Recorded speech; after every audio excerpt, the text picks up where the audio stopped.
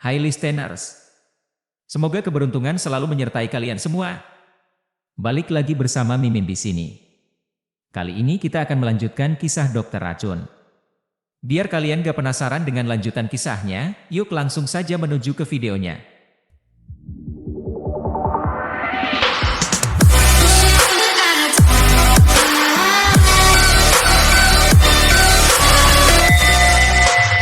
Bab 48, lebih baik kurang daripada penyalahgunaan.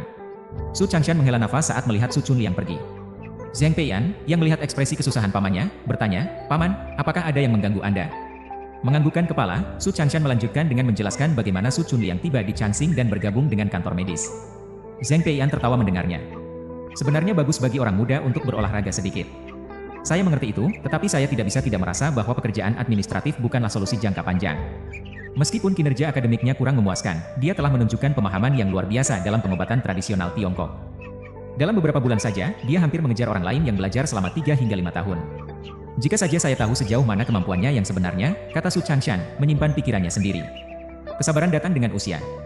Mungkin saya tidak dapat membantu dia dalam hal keterampilan medis, tetapi begitu saya bergabung dengan Departemen Pengobatan Tiongkok, dia bisa datang dan belajar dan berlatih kapan saja. Anda akan bertanggung jawab untuk mengajarkan keterampilan medis kepadanya, dan saya akan membimbingnya ke arah yang benar. Dalam 3 tahun, dia pasti akan berkembang pesat, dan saya berjanji akan melakukan segala yang saya bisa untuk memastikan dia diterima di Departemen Pengobatan Tiongkok Tradisional. Jamin Zhang Peian. Wajah Su Changshan bersinar dengan kegembiraan mendengar ini. Dia telah menyimpan aspirasi semacam ini untuk cucunya dengan diam-diam. Saat mereka mengangkat gelas mereka untuk bersulang, Su Changshan tiba-tiba teringat sesuatu. "Peian, apakah kamu sudah menikah?" Karena tidak pernah melihat Zhang Peian selama 10 tahun sejak dia pergi dari Jiangzhou, dia tidak tahu situasi keluarganya saat ini. Zhang Peian mengangguk. "Ya, kami menikah, dan kemudian kami pindah." Su Changshan tidak mengejar masalah lebih lanjut, berharap Zhang Peian telah mengatasi masalah masa lalunya mengenai putrinya. Gu Hoi dengan tegas menentang perbaikan pusat kecantikan medis dan mengakhiri kontrak dengan Zheng Hongwen, menyisakan hak untuk menuntutnya. Di mata orang lain, ini seperti memutus hubungan dengan kerabat dekat, mengkonfirmasi bahwa tindakan Zheng Hongwen telah sangat mengganggunya. Cai Rongjuan, Direktur Pusat Estetika Medis, juga menghadapi hukuman kolektif. Setelah pembahasan dan keputusan oleh kepemimpinan rumah sakit, dia dipecat dari jabatannya sebagai direktur, dan bonus kinerja tahunannya ditahan. Namun, dia diizinkan untuk terus mengawasi operasi pusat. Setelah menerima pemberitahuan hukuman, Cai Rongjuan pergi menemui Gu Hoi, marah dengan rasa tidak puasnya. Kali ini, Gu Hoi tidak lagi menerima kunjungannya seperti sebelumnya. Sebaliknya, dia memerintahkan Liu Dengke, Direktur Kantor Rumah Sakit, untuk memberitahu Cai Rongjuan bahwa dia harus mengajukan kekhawatirannya kepada Dekan Gao Xinhua. Tidak dapat masuk ke kantor dekan dengan paksa, Cai Rongjuan dengan enggan mendekati wakil dekan Gao Xinhua. Gao Xinhua baru-baru ini dipromosikan dan bertanggung jawab atas logistik. Sebelum ini, dia tidak memiliki interaksi yang signifikan dengan direktur departemen, yang melihatnya hanya sebagai seorang militer. Cai Rongjuan masuk ke kantor Gao Xinhua. Jelas terganggu. Dia mengetuk surat pengunduran diri di mejanya dan menyatakan, "Gao Xinhua, inilah surat pengunduran diri saya." Gao Xinhua melirik surat itu dan tertawa. "Direktur Cai, sepertinya Anda salah orang. Ini seharusnya tidak diberikan kepada saya. Anda adalah wakil dekan yang bertanggung jawab atas poliklinik. Pusat kecantikan medis berada di bawah yurisdiksi Anda. Jika bukan Anda, kepada siapa saya harus berbicara?" balas Cai Rongjuan, kemarahannya terlihat jelas. Gao Xinhua mengerutkan kening, terganggu oleh sikap agresifnya. Para elit bisnis yang disebutkan ini benar-benar dimanjakan, bahkan tidak peduli menggunakan bahasa yang sopan ketika berbicara kepada atasannya. Menekan frustrasinya, dia dengan tenang bertanya, "Direktur Cai, mengapa Anda mengundurkan diri? Pasti ada alasan, kan?" "Alasan? Tidakkah Anda tahu? Evaluasi operasi Tom Meili sudah keluar, dan tidak ada yang salah dengan prosedur saya. Mengapa saya dihukum? Saya telah berdedikasi untuk Chansing, tetapi saya bahkan tidak dapat menerima perlakuan yang adil. Bagaimana saya bisa melanjutkan bekerja di sini? Apakah Anda pernah mempertimbangkan kepentingan atau perasaan saya ketika menyelesaikan masalah ini?" seru Cai Rongjuan, matanya memerah karena kemarahan bukan kesedihan. Gao Xinhua menjawab, "Direktur Cai. Jangan panggil saya Direktur Cai, saya bukanlah lagi seorang direktur." Cai Rongjuan memotong, kemarahannya semakin memuncak. "Apakah Anda percaya bahwa Anda tidak bersalah dan dituduh salah? Apakah Anda tidak tahu tentang berbagai masalah di dalam pusat kecantikan medis?" Suara Gao Xinhua tetap tenang. "Saya merasa dirugikan. Saya bertanggung jawab atas urusan medis, bukan hal-hal spesifik dalam manajemen." Cai Rongjuan mengalihkan salahkan, menolak mengambil tanggung jawab. "Anda ingin saya mengingatkan Anda tentang tanggung jawab pekerjaan Anda? Apakah Anda mengerti apa yang disimbolkan oleh biaya kekhawatiran bulanan?" Kesabaran Gao Xinhua mulai hilang. "Saya tidak peduli tentang biaya kekhawatiran, Dekan Gao. Jika Anda percaya bahwa saya belum memenuhi tanggung jawab saya dapat mengembalikan seluruh biaya itu ke rumah sakit. Jika itu memuaskan Anda, silakan setujui pengunduran diri saya," jawab Cai Rongjuan dengan tegas. Gao Xinhua menggelengkan kepalanya. "Saya bertekad untuk pergi, terlepas dari apakah Anda menyetujuinya atau tidak." Keputusan Chai Rongjuan tetap teguh. Gao Xinhua marah tak terkendali, tidak dapat menahan frustrasi di hatinya lagi. Jangan lupa, berapa banyak yang dihabiskan rumah sakit untuk mengirimmu ke luar negeri untuk studi lanjut? Dan sekarang setelah kamu selesai belajar, kamu melambangkan sayapmu dan pergi, serunya. Chai Rongjuan kaget dengan respons Gao Xinhua, jelas terkejut. Dia selalu percaya bahwa pusat kecantikan medis di rumah sakit Changxing tidak bisa berfungsi tanpa dirinya. Dia tidak pernah berpikir bahwa rumah sakit akan setuju dengan pengunduran dirinya. Tapi di sini Gao Xinhua dengan tiba-tiba memberikan persetujuannya. Tentu saja, Tan Guoliang, wakil direktur Departemen Urologi, mengetahui keputusan istrinya untuk mengundurkan diri. Chai Rongjuan selalu menjadi wanita yang berkeinginan kuat. Tidak ragu untuk mengemukakan pendapatnya di rumah. Tapi ketika menyangkut hal penting seperti ini, dia harus membahasnya dengannya terlebih dahulu. Pendekatan ini memberikan tekanan pada rumah sakit. Meskipun rumah sakit telah mencopotnya sebagai direktur pusat kecantikan medis, pada kenyataannya mereka masih membiarkannya mengawasi pekerjaan tersebut. Menahan tunjangan 1 tahun hanyalah sedikit ketidaknyamanan baginya. Setelah mendiskusikan masalah tersebut di antara mereka berdua, pasangan tersebut memutuskan untuk mengambil langkah berani. Mereka telah menerima informasi yang dapat dipercaya bahwa Gu Houyi akan dipindahkan bulan depan, dan seorang dekan baru akan segera menjabat. Menurut akal sehat, pemimpin baru apapun akan melakukan perubahan pada tim yang ditinggalkan oleh pendahulunya. Sebelum skandal Tong Meili pecah, pasangan tersebut telah membina hubungan erat dengan Gu Houyi.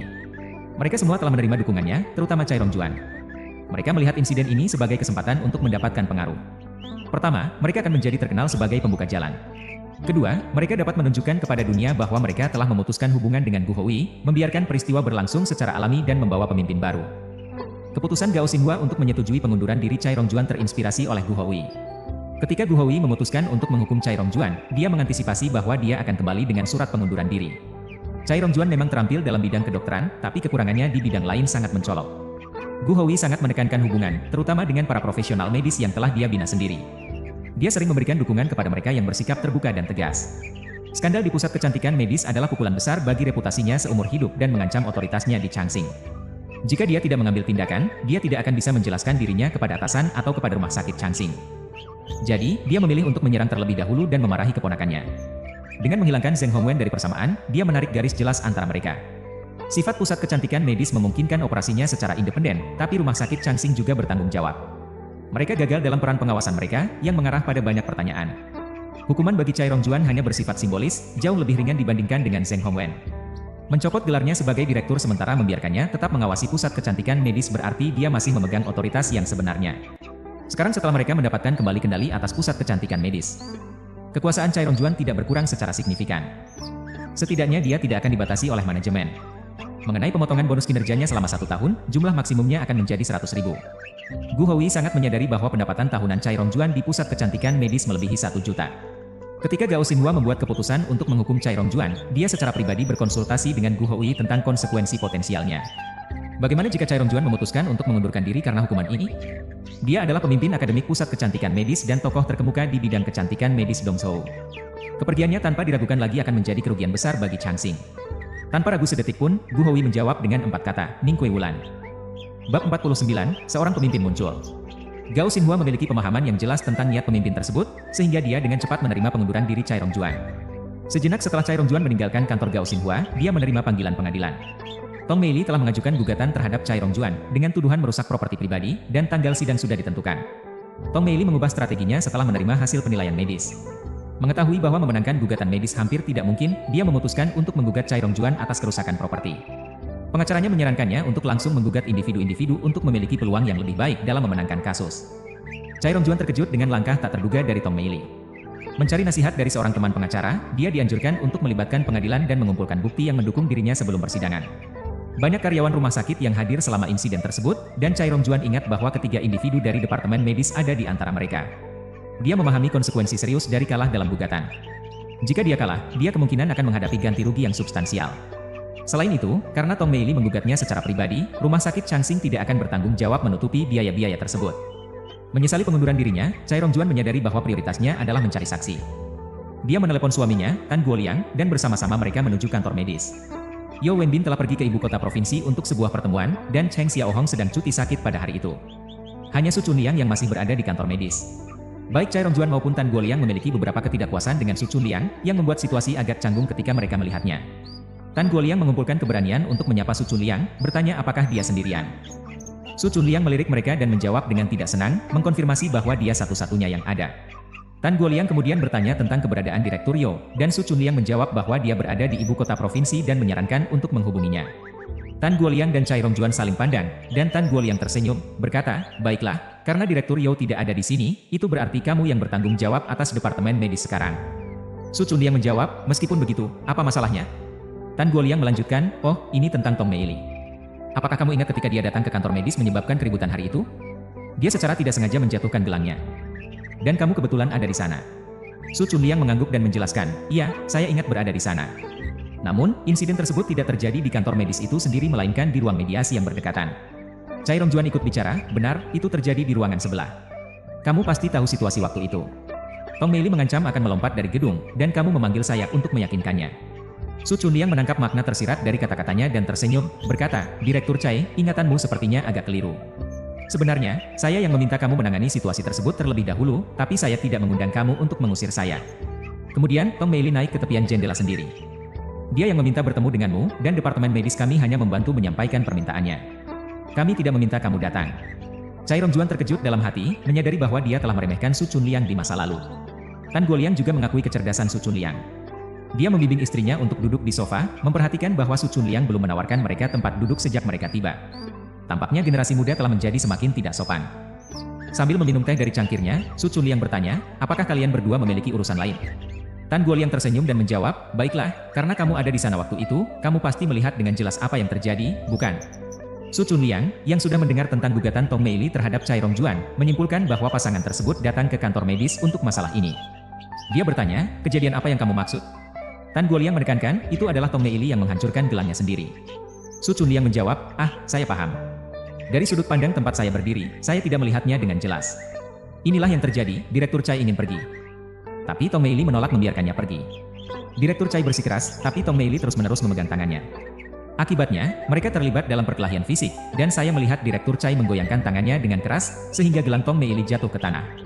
Chai Rongjuan menjadi cemas setelah mendengar penjelasannya.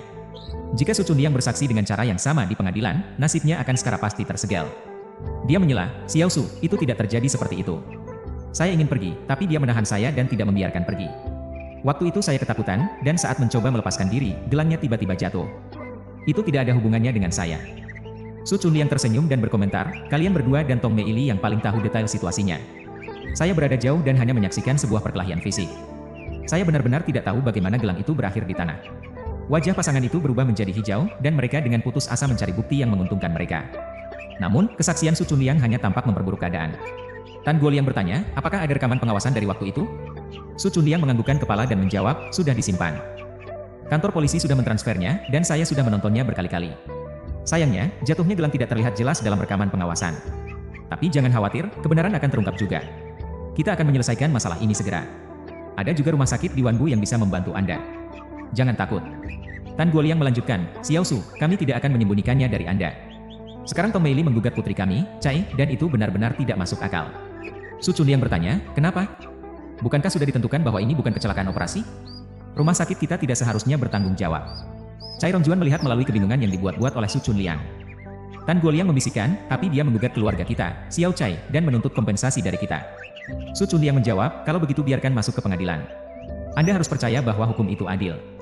Ia tidak akan salah menuduh orang yang tidak bersalah atau membiarkan orang yang bersalah bebas." Chai Rongjuan tidak bisa lagi menahan frustrasinya. "Apa maksudmu? Departemen medis Anda tidak peduli, kan?" Su Chunliang dengan tenang menjawab, "Direktur Chai, tanggung jawab Departemen Medis kami adalah menangani sengketa medis. Situasi Anda tidak termasuk dalam kategori itu. Saya sangat minta maaf, tapi saya tidak dapat membantu Anda." "Xiao Su, perkataanmu tidak bertanggung jawab. Kalau bukan karena rumah sakit, bagaimana bisa saya memiliki konflik dengan Tong Meili? Apakah itu terjadi di rumah sakit? Apakah itu terjadi saat bekerja?" Suara Chai Rongjuan semakin keras. Su Chunliang tersenyum dan berkata, "Tolong jangan marah. Saya hanya pegawai kecil. Kalau Anda butuh bantuan, Anda sebaiknya menghubungi Pak Yo atau seseorang yang lebih tinggi." Tan Guoliang menenangkan istrinya dengan membelainya. Dia tahu bahwa marah pada Su Chunliang tidak akan membantu situasi mereka. Dia menyarankan agar Chai Rongjuan menarik laporan pengunduran dirinya. Sekarang bukan waktu yang tepat untuk mengundurkan diri. Meskipun Chai Rongjuan mulai menyesal, dia tidak bisa membawa dirinya untuk meminta laporan pengunduran diri kepada Gao Xinhua karena rasa kehormatannya. Setelah berdiskusi, pasangan itu memutuskan bahwa Tan Guoliang harus pergi ke kantor Gao Xinhua. Ketika Gao Xinhua melihat Tan Guoliang masuk, dia tidak menunjukkan reaksi tertentu. Dia santai bertanya, "Pak Tan, apakah Anda datang untuk mengundurkan diri juga?" Tan Guoliang segera menggelengkan kepala. Tidak, saya tidak mengundurkan diri. Saya datang untuk menarik laporan pengunduran diri Chai Rongjuan. Dia bertindak gegabah tanpa membicarakannya dengan saya. Begitu saya tahu, saya memarahinya dengan keras. Gao Xinhua tidak bisa menahan tawa dalam hatinya. Bagaimana berani Tan Guoliang mengkritiknya? Semua orang di rumah sakit Changsing tahu bahwa Tan Guoliang takut pada istrinya. Pak Tan, jangan biarkan masalah ini memengaruhi hubungan Anda sebagai pasangan. Hal terpenting adalah saling menghormati. Karena Direktur Chai sudah membuat keputusannya, Anda harus menghormati keputusannya. Mahkamah Agung, tolong jangan salah paham. Saya sudah meyakinkannya. Dia juga percaya bahwa keputusannya terlalu impulsif dan kurang dipikirkan. Lagi pula, rumah sakit Changsing telah melatih kita selama bertahun-tahun. Kita tidak bisa pergi begitu saja. Baiklah, saya pikir kalian berdua saling mendukung, dalam susah dan senang. Tidak seperti itu. Saya pasti akan tetap di Changsing. Gao Xinhua dengan sengaja menggodanya, suami istri seperti burung di hutan yang sama. Apakah mereka terbang terpisah saat bencana datang? Tan Guoliang tahu bahwa Gao Xinhua sengaja memprovokasinya. Dia tidak bisa marah karena posisi lawannya. Dia tertawa dan berkata, Mahkamah Agung, tolong, jangan bercanda. Bagaimana dengan laporan pengunduran diri? Gao Xinhua menjawab, sudah disetujui, dan Departemen Sumber Daya Manusia sedang memproses prosedurnya. Apa? Mahkamah Agung, tolong beritahu mereka untuk berhenti. Sudah diberitahu. Mahkamah Agung, tolong jangan menggodaku. Anda bertanggung jawab atas poliklinik. Pendapat Anda seharusnya dihitung. Gao Xinhua tidak bisa tidak berpikir, bagaimana orang ini bisa menjadi wakil direktur? Mengapa dia tidak bisa mengerti kata-kata saya yang jelas? Tidak heran dia tidak bisa menundukkan kepala di depan istrinya, bagaimanapun Anda juga pemimpin.